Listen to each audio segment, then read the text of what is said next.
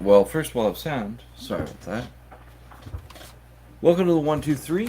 I'm Frank, and we're going to be discussing all of the shows until we finally discuss the Tonight Show of AEW Dynamite.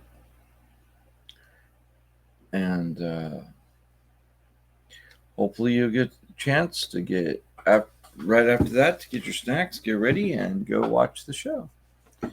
So, that's not possible. So first, let's look at what happened last show. We had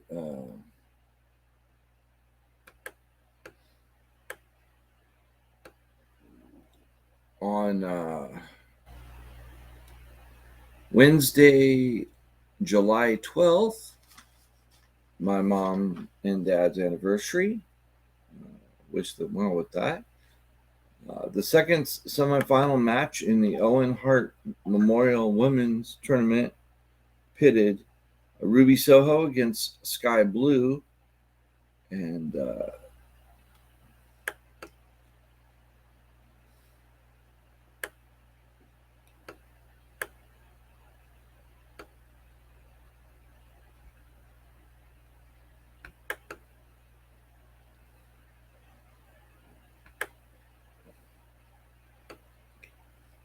um, sorry about that. Our first match, Commander versus Jericho.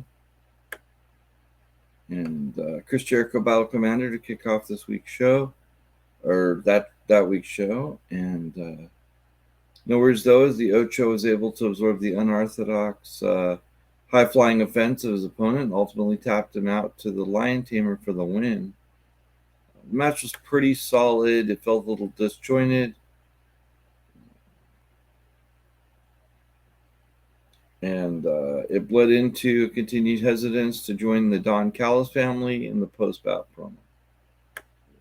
It would appear as though Jericho is nearing a babyface turn, and so we'll see how that goes.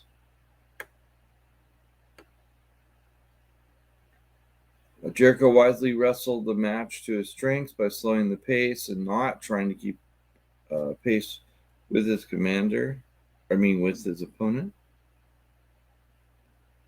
The commentary team did not sell Jericho's codebreaker to Commander out of nowhere nearly enough. Jericho tapped Commander out with the Lion Tamer for the win. And then Don Callis arrived and produced a video of him and Jericho with Bad News Brown from 1995.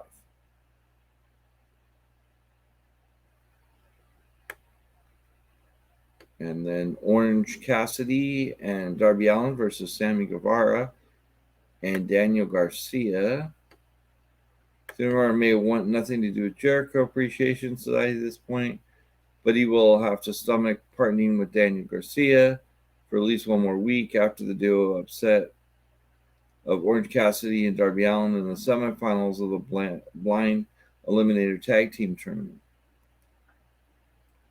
Then we had Swerve Strickland intensifying his rivalry with Allin, interfering and costing the baby faces the match, while Guevara's act of contrition afterwards by extending his hand to Darby furthered his upcoming character switch,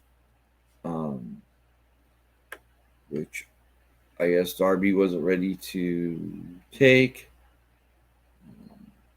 The finish was solid, enhanced on ongoing rivalry, and set the stage for potential revenge on the part of Allin later in the show, and Strickland battles his protege, Nick Wayne. Then we had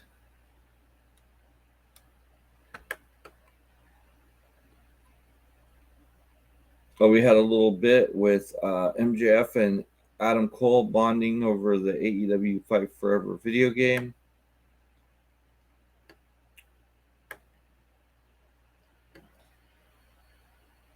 And then it was Adam Cole and MJF versus Big Bill and Brian Cage.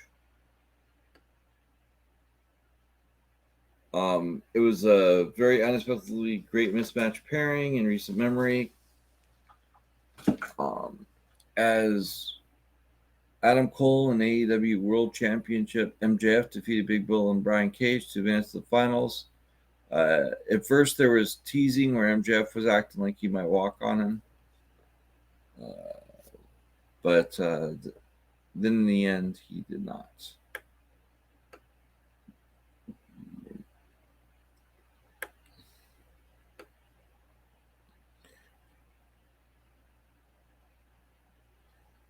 Prior to the match, both Roderick Strong and Britt Baker via phone call were dismayed over Cole apparently taking a liking to MJF. MJF tried to body slam on Bill. And yelling Mother God was great. The build to the body slam was some expert storytelling that paid off. Cole blasted Cage with the boom for the win. And a double clothesline is coming. Adam, it's coming, MJF said. And when it does, the pop will eclipse that of the body slam exponentially. Then we had Owen Hart Memorial Women's Tournament. Sky Blue versus Ruby Soho. And these results are coming from Bleacher Report. Ruby Soho is one step closer to winning the Owen Hart Memorial. And it was hard fought. One that saw Soho have to go it alone. Her Outcast teammates were barred from ringside. And but she just did just that. There were parts that were a bit off and some of the action disjointed down the stretch, and Soho appeared to take a nasty bump on her face, but the match accomplished what it had to. Would have been nice to see Blue make it to finals of the tournament, but she has the opportunity to build momentum moving forward and develop into a top-tier babyface in the future. Then we had Nick Wayne versus Swerve Strickland. I saw this match. There's some things that Nick Wayne can do. Really crazy. He set up to succeed in AEW before his match with familiar foe Swerve Strickland with the packages and preceded his debut. But he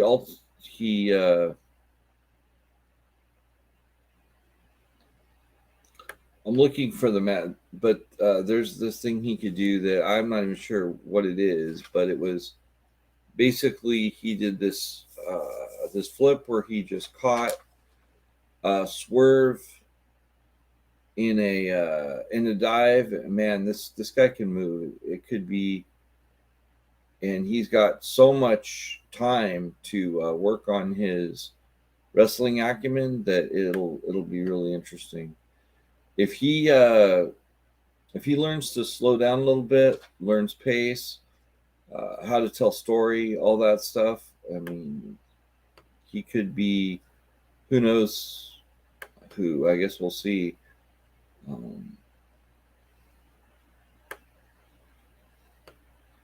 Then we had the Elite and Blackpool Combat Club announce their 5th teammates. So they're kind of following along with the whole SmackDown thing and having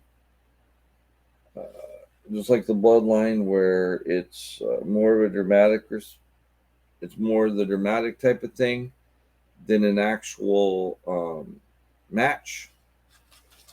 But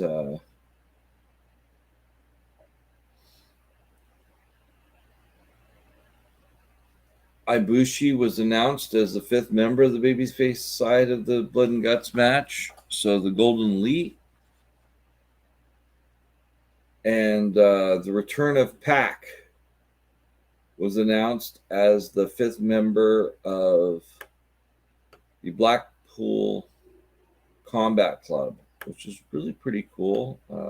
Kind of a good surprise. It was interesting. Next, we had Collision. I don't know why. I guess I mean, I hate to say this, but I think that I feel like the matches on Dynamite last time were kind of forgettable.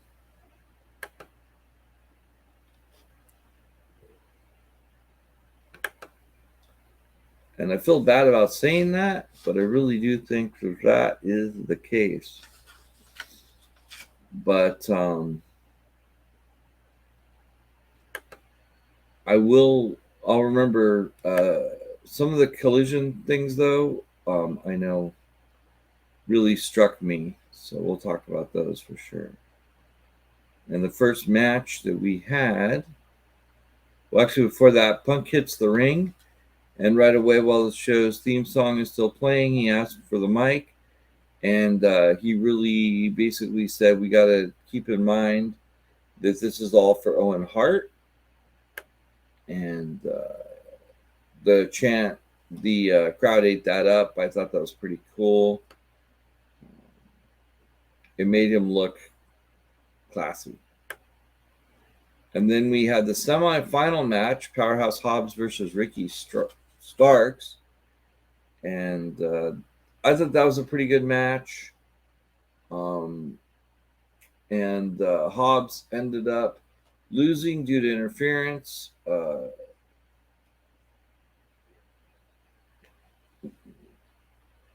I'm actually sitting here thinking of who. Um,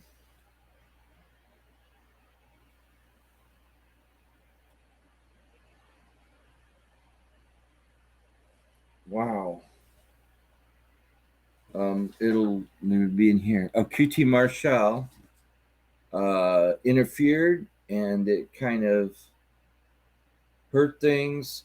Starks got his momentum taken when QT grabbed his ankle while running the ropes, and the officials seemed to see it, and she focused her attention there. And that time, Hobbs hit the spine buster, but the ref never counted because she was busy talking with Marshall. Hobbs got off the pin to yell at him, and then was knocked into him from behind before Starks hit the spear for the win. And then, as an aftermath, Hobbs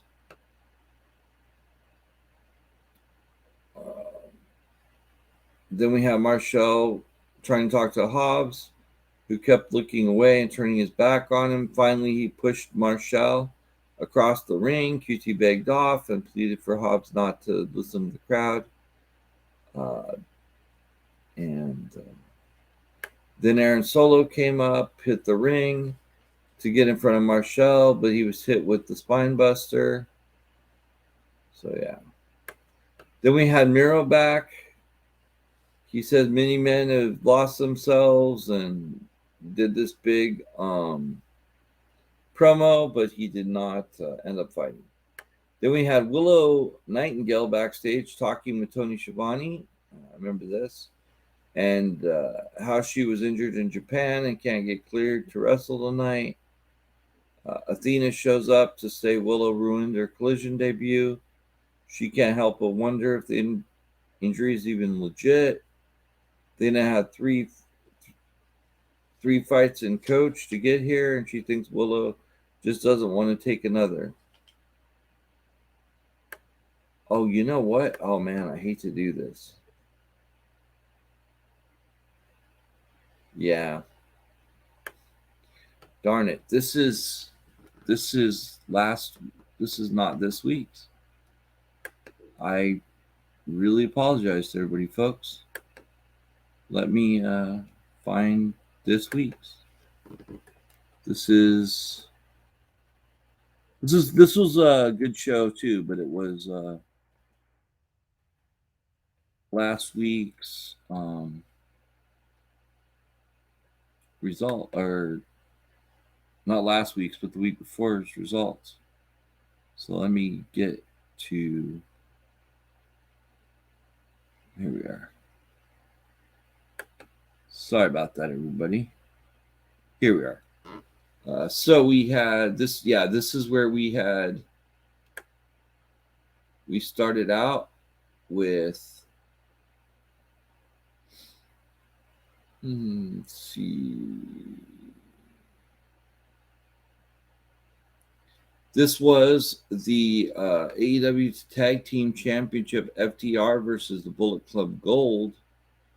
And this was a 2 out of 3 falls match. And man, was this amazing. I They're such good workers together. And it was just edge of your seat. I was very impressed with that. The best part of the early match involved Dax Harwood eating 2 chops, deciding he didn't want another, climbing into the ring, patiently waiting for Juice Robinson to follow so he could immediately chop him when he stood up.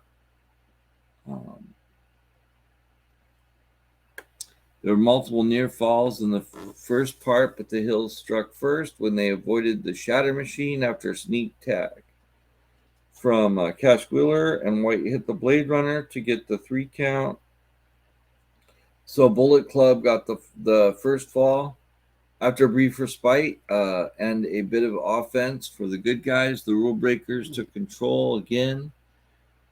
Spent quite a bit of time working over Wheeler and with sentons, sleepers, big boots, a DDT on the outside floor. Juice tried to use that to get a count out, while commentary wondered if that would work a second time. Harwood ran wild, both guys, after he finally got the hot tag. He got 2 counts on Robinson after a roll-up, a springboard, crossbody. Huge pop for Dax. I just realized this is actually out of order, but you know what? We'll fix that next time. Right now, we're just going to deal with collision because if we keep going back, we're not going to finish. So basically, then eventually they start fighting again, heading to commercial break. Back on the break, White was in control, taunted the crowd, tuning up the band instead of actually hitting Sweet Chin music. He double-legged Dax and then locked him in the sharpshooter. Huge boos for that one. The time limit is getting awfully close in that case. The referee went into another dramatic count while both men were down. They actually went outside for a while. Dax tried to get a tag, but Robinson had wrapped around and took Cash out. White got a 2 count. Dax kicked out shortly after he had White in his sharpshooter. When Cash got back in, he put the sharpshooter on too. They're back to back with it, and the heels held each other to avoid tapping. Juice came back in for more, and then FTR wins the 3rd fall. So FTR defeated Bullet Club via submission to retain the AEW Tag Team titles. But man, this match was amazing. It was definitely a double card or double main event. Then we had Ruby Soho versus Willow Nightingale. I got to be honest, I didn't really see as much of that as I wanted to. I kept paying attention to it, and she was telling the camera that she's bringing the trophy home to the Outcasts. Then there was a commercial break, and Willow Nightingale she's always got just that really nice personality, and she's a good wrestler, fun to watch, and she ended up winning via pinfall. She won the Owen Hart tournament. Then they showed QT Marshall trying to convince Powerhouse Hobbs he didn't do anything on purpose last week. And he said he would wrestle anybody to prove it or whatever. And then Powerhouse said, remember your word is your bond. So we'll see what happened there. Kings of the Black Throne versus Jobbers. It was an okay match. It ended with Andrade glaring at Malachi Black. Then we had Ricky Starks versus CM Punk.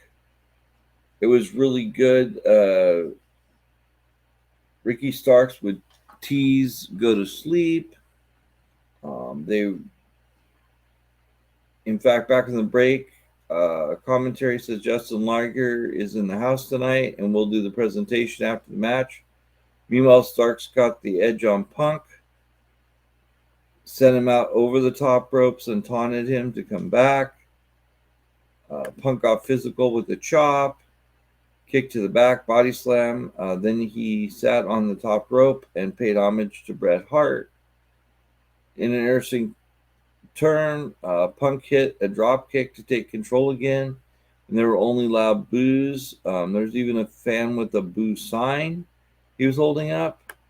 Punk back in control, back from the break, and it's weird because Punk had on the Owen Hart pink tights at that time, but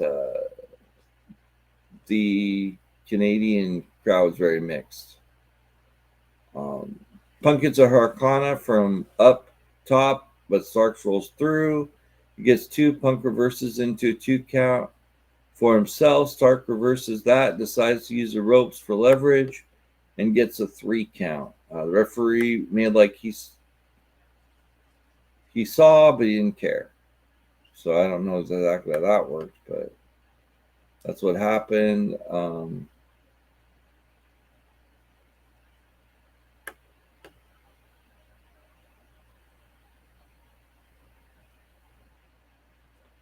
Oh, okay. So yeah, that's the Battle of the Belts. I didn't say I would cover that, so I'm just gonna not cover that. See what our time frame is. This is why we didn't do Superstar, because we may have to cut some of these shows because they are starting to. But let's get to WWE SmackDown. The results.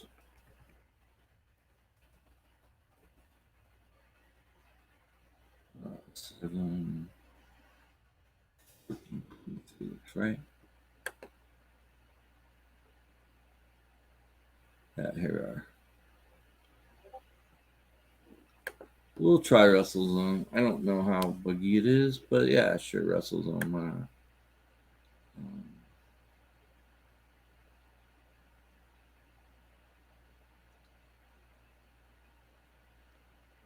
So we had a segment by Bianca Belair, and she said that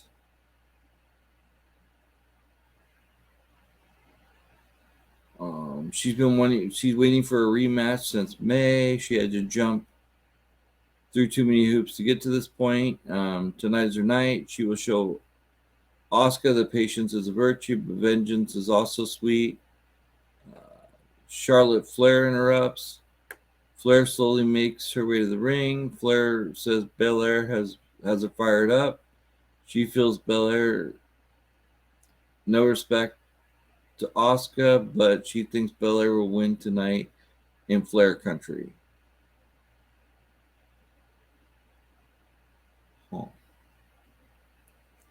Flair says when Belair wins,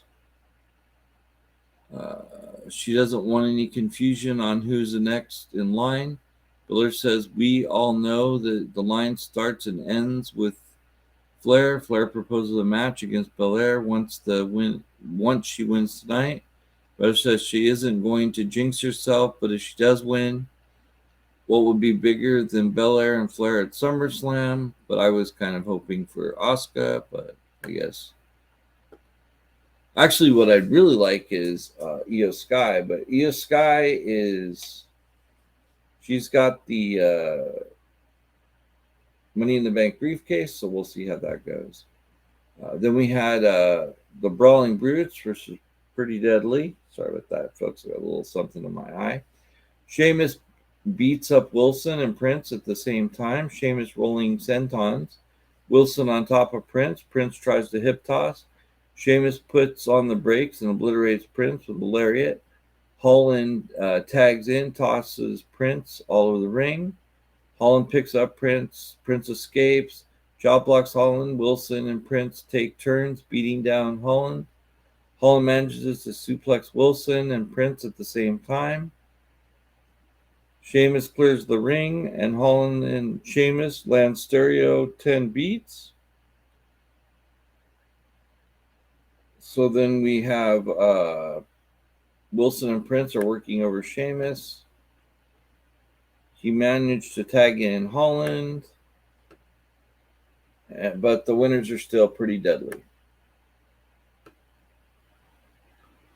Then we have Zelina Vega versus Bayley with Io Sky. Bayley is carrying the hair she cut from Shotzi's head 2 weeks ago. As soon as the bell rings, Bayley blindsided Vega. Vega falls out of the ring. Bayley slams Vega's head into the commentary desk repeatedly. Bayley and Vega trade shots in the apron. Vega knocks Bayley back into the ring. Vega lands a top rope Meteora. Bayley kicks out. Vega drops Bayley with the twist of faith. Bayley kicks out. Bayley tries to take Vega's chancla. Vega snatches it back and beats Bayley with it. Bayley gets a cheap shot, hits the rose plant, and pins Vega. So Bayley won that one. As Bayley and Sky walk up the ramp, Shotzi appears on the Tron. Shotzi says Bayley thinks she can control her. She can't be controlled. Shotzi laughs maniacally, shaves her own head, and they both look terrified. Then we had the in-ring segment with Jey Uso. Jey notes that he and Jimmy are inseparable. It's different when you're twins. When Jimmy is hurt, he's hurt. He respects his family, but Roman Reigns has it coming. He's going to spank his little brother. Solo Sikoa and Paul Heyman has been puppet mastering his family for 40 years. It all ends now. He's a real head of the table. Main event, Jey Uso, Heyman, and Sikoa interrupt. Heyman says Sikoa isn't here tonight as an enforcer, but to keep the peace. Jey knows how this goes. They have to sit down so Jey and Reigns can discuss the rules of engagement. Heyman notes that Jey is acting more and more like a tribal chief every day. Jey doesn't understand that what happened to Jimmy was Jey's fault. Heyman talks to the camera to tell Jimmy that he's sitting in the hospital because of his brother. He doesn't know how Jimmy and his mother and father will ever forgive him. Roman Reigns will never forgive Jey. Sikoa asks Heyman for the mic. Sikoa gets close to Jey and tells him what happened to Jimmy is all on him and he will never forgive him either. Jey and Sikoa throw hands. Jey sends Sikoa flying out the ring. Heyman and Jey are left in the ring. Jey backs Heyman down in the corner. Heyman begs for mercy. Sikoa attacks Jey from behind. Sikoa sets up a Samoa spike. Jey avoids it, sends Sikoa out of the ring. Heyman rolls back. Into the ring, walks on a super kick from Jey. Jey blindsided Sikoa. With the dive, Jey grabs a chair, and before he can hit Heyman, but Sikoa gets in the way. Jey whacks Sikoa with the chair. Sikoa and Heyman slink away. Then we have the United Invitational, AJ Styles versus Santos Escobar versus Grayson Waller versus Butch. And the winner is Santos Escobar of the Latino World Order. The championship match, Asuka versus Bianca Belair. Sky and Bayley hop the barricade. Flair does the same. Flair boots Bayley in the face, saving Belair from a sneak attack. Belair and Flair argue. Flair tells her she is trying to help. Sky clocks Flair from behind. Sky mocks Belair, and with the Money in the Bank briefcase, Flair tries to spear Sky. Sky sidesteps, and Flair damn near cuts Belair in half with the spear. The referee immediately calls for the bell. Asuka has been disqualified. And then after the match, Sky hits Flair with the briefcase. Sky asks Bayley if she should cash in. Bayley tells her to do it. Bayley sends Asuka back into the ring, goes up top for the over the moonsault before Bayley can hand the briefcase to the referee. Asuka pops to her feet, spits the mist in Bayley's eyes. Asuka grabs the championship and runs up the ramp. Okay. And that's what happened on SmackDown.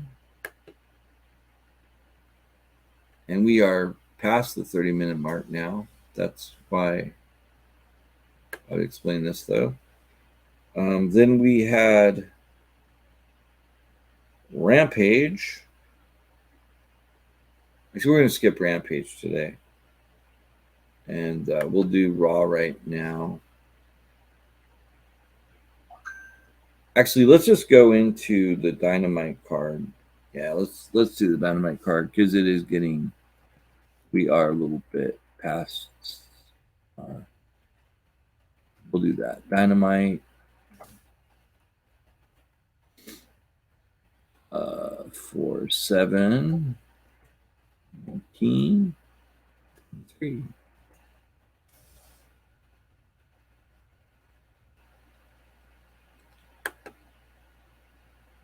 Oh, that's right. Tonight is Blood and Guts. I have a feeling the Golden Elite are probably going to win, although there's the possibility of interference from Don Callis. But then that could mean that I don't know if Jericho, if he is face, if he's going to help save them. I'm trying to see the rest of the card. Is it just Blood and Guts tonight? That's weird. Usually, trying to see here what we've got. Oh, here we are.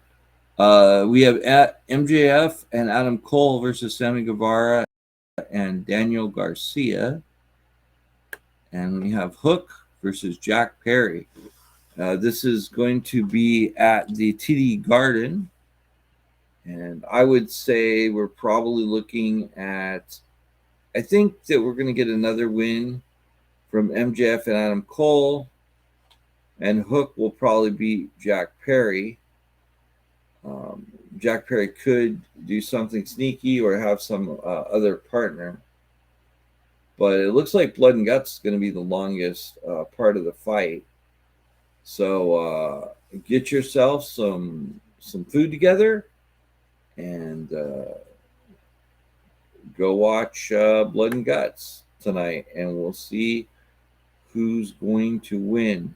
Thanks for tuning in. I've been Frank, and I appreciate you for stopping by.